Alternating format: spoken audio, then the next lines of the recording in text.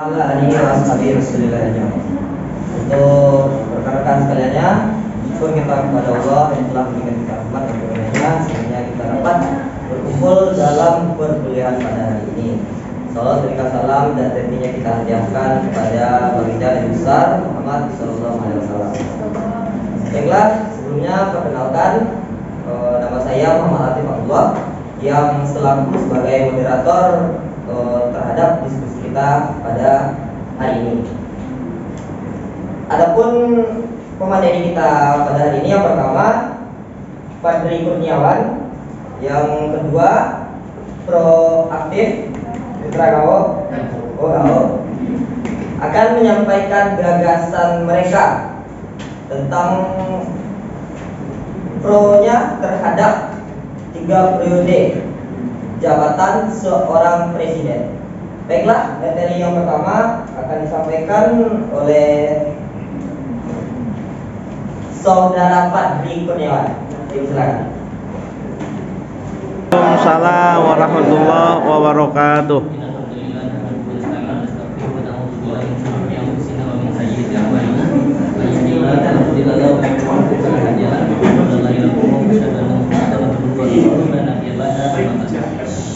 Oke, baik, pada kesempatan ini terutama sekali saya berterima kasih kepada Bapak Wakil Tadi dan kepada Saudara Abdul Latif atas memberi waktunya kepada saya untuk menyampaikan apa gagasan saya, kenapa saya memilih pro terhadap periode jabatan presiden untuk selanjutnya ini. Baik, dimulai dari pasal 7 Undang-Undang Dasar 1945. Bunyinya bahwa pasal 7 Undang-Undang Dasar 1945 mengatur tentang masa jabatan presiden dan wakil presiden Republik Indonesia, yaitu selama 5 tahun. Namun sempat dikeluarkan kepada MPRS, ketepatan MPRS nomor 3 MPRS 1993 tentang pengangkatan presiden seumur hidup. Ketetapan tersebut disahkan dalam sidang umum kedua Majelis Permusyawaratan Rakyat atau MPRS, Majelis Permusyawaratan Rakyat sementara atau MPRS pada 15 sampai 22 Mei 1963 di Bandung. Lalu masa Orde Baru setelah era Orde Lama berakhir dan berganti dengan rezim Orde Baru di bawah pimpinan Soeharto selaku presiden RI kedua. Aturan mengenai masa jabatan presiden dan wakil presiden jadi kembali ke pasal 7 Undang-Undang Dasar 1945.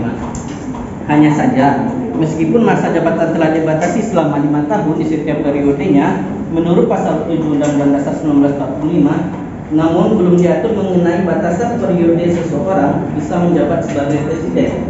Hal inilah yang membuat Soeharto dan dapat mempertahankan kekuasaan sebagai presiden RI hingga 32 tahun sebelum akhirnya lengser akibat gelombang reformasi 1998. Setelah Indonesia memasuki Orde Reformasi, amandemen Undang-Undang Dasar 1945 baru dilakukan, yakni sebanyak 4 kali oleh Kertanegara. Dalam sebuah wawancara dengan media mainstream telah mengemukakan terkait dengan boleh atau tidaknya perpanjangan masa jabatan presiden akibat pandemi COVID-19. Ia mengatakan bahwa perpanjangan masa jabatan presiden dapat dilakukan dengan 2 cara. Yang pertama yaitu melalui jalur konstitusional, dan yang kedua yaitu melalui jalur di luar konstitusional. Jalur konstitusional menurutnya tidak ada pengaturan terkait dengan perpanjangan masa jabatan presiden. Konstitusi hanya mengatur bahwa presiden hanya boleh menjabat maksimal 2 kali masa jabatan dengan 1 kali masa jabatan dihitung 5 tahun. Artinya, presiden hanya boleh menjabat selama 10 tahun dengan ketentuan 2 kali masa jabatan. Ketentuan tersebut membuat tidak mungkin secara konstitusional adanya perpanjangan masa jabatan presiden.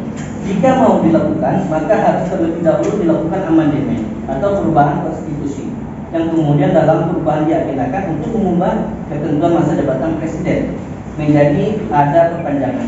Kemudian Yusri Ihsan Mahendra juga menyoroti mekanisme perpanjangan melalui jalur di luar konstitusi. Menurutnya, perpanjangan masa jabatan presiden menggunakan jalur di luar konstitusi dapat dilakukan misalnya dengan dekret presiden dengan perpanjangan masa jabatan presiden. Namun dekret tersebut harus mendapat dukungan dari masyarakat, militer, dan pihak keamanan. Itulah kemungkinan dapat dilakukan jika akan memperpanjang masa jabatan presiden. Terkait dengan konstitusional perpanjangan masa jabatan presiden karena pandemi COVID-19, Yusril Izzah Mahendra juga mengatakan bahwa secara normatif, hal tersebut tidak konstitusional.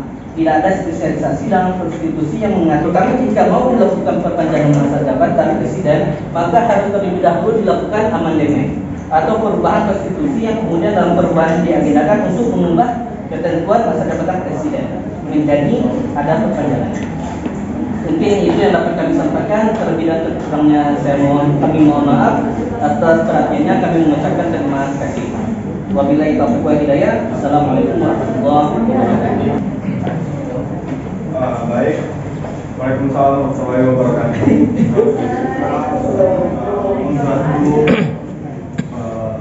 Salam kebajikan nama budaya. Hari ini kami akan membahas tentang pejabat publik 3 periode. Kalau tadi pemateri pertama membahas tentang eksekutif, maka kami akan membahas tentang eksekutif, yudikatif, dan legislatif. Di sini pertama kami akan membahas tentang pejabat publik, di mana pejabat publik itu adalah seseorang yang ditunjuk dan diberi tugas untuk menduduki posisi atau jabatan tertentu dalam badan publik. Nah, apa badan publik? Badan publik adalah lembaga eksekutif, legislatif, dan yudikatif, dan badan lain yang fungsi dan tugas pokoknya berkaitan dengan penyelenggara negara yang sebagian atau seluruh dananya bersumber dari anggaran pendapatan dan belanja negara. Kemudian proses pemilihan dan sistem kekuasaan pejabat publik. Negara adalah suatu organisasi kekuasaan. Oleh karenanya, dalam setiap organisasi yang untuk menyadarkan masyarakat akan kemauan-kemauannya sendiri dengan sekaligus menerapkan terhadap tindakan-tindakan perlawanan dari orang-orang atau golongan-golongan tertentu. Nah, dari eksekutif, presiden dan wakil presiden dipilih melalui demokrasi, yaitu pemilihan umum wakil dan presiden dan wakil presiden yang terpilih bertugas memimpin negara dan melaksanakan undang-undang dasar.